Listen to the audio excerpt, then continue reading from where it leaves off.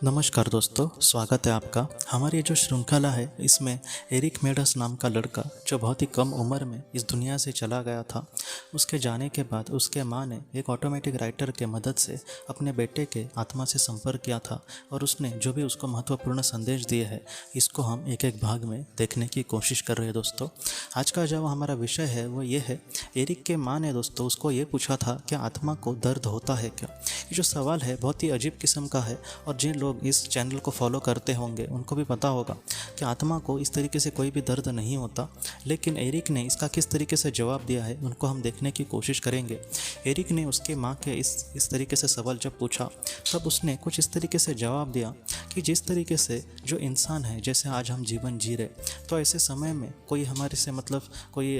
दुर्घटना हो या फिर ज़रा सी हमें कहीं पे चोट लगे, तो ऐसे समय में हमें जिस तरीके से दर्द होता है, जो आत्मा होती है इन सारी चीज़ों से पूरी तरीके से परे जा चुकी होती है, तो ऐसी जो आत्मा होती है उसको ज़रा भी दर्द इन सारी बातों का नहीं होता। लेकिन उसने कुछ इस तरीके से बातें कही है कि जो आत्मा है वो भी कभी कभी व्याकुल या फिर दुखी इस तरीके से होती है। उन्होंने ये कहा है कि जो आत्मा है उसको ज़्यादा बार दुख इस बात से होता है कि अगर उसने अपने जीवन में कुछ भी समझो अच्छा नहीं किया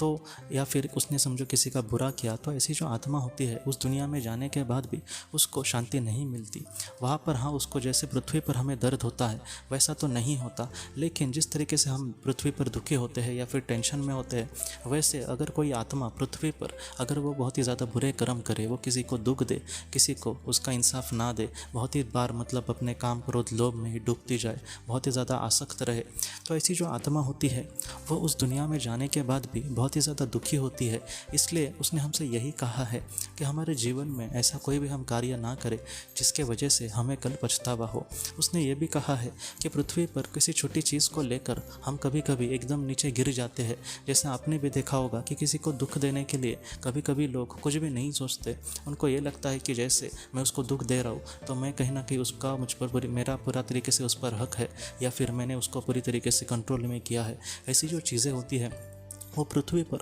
हो सकता है कि हमें बहुत ज़्यादा सुख दे, या फिर हमें ये सच का जो करने से चार लोग हमें डर जाए, लेकिन उस दुनिया में कहीं ना कहीं ये जो बातें हैं वो हमें बहुत ही ज़्यादा दुख दे सकती है। इसलिए उसने यही कहा है कि जैसे हमें यहाँ पर किसी चोट लगने से दुख होता है वैसे तो आत्मा को वहाँ पर नहीं होता। लेकिन अगर वो जो आत्मा है, वो जो इंसान है, जब अगर किसी से पृथ्वी पर बहुत ही बुरा व्यवहार करे, अपने जीवन के उद्देश्य से पूरी तरीके से भटक जाए और कुछ बुरे ही कर्मे में पूरी तरीके से अलिप्त हो जाए, तो ऐसा जो इंसान है वो आत्मलोक में जाने के बाद बहुत ही ज़्यादा पछतावा करता है। दोस्तों,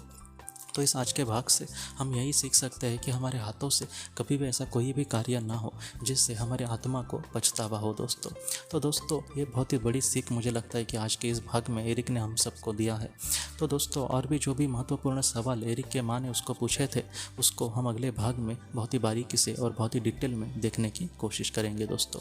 तो हम अगले वीडियो में मिलते हैं। आप अपने परिवार का ख्याल रखना। आपका बहुत बहुत धन्यवाद।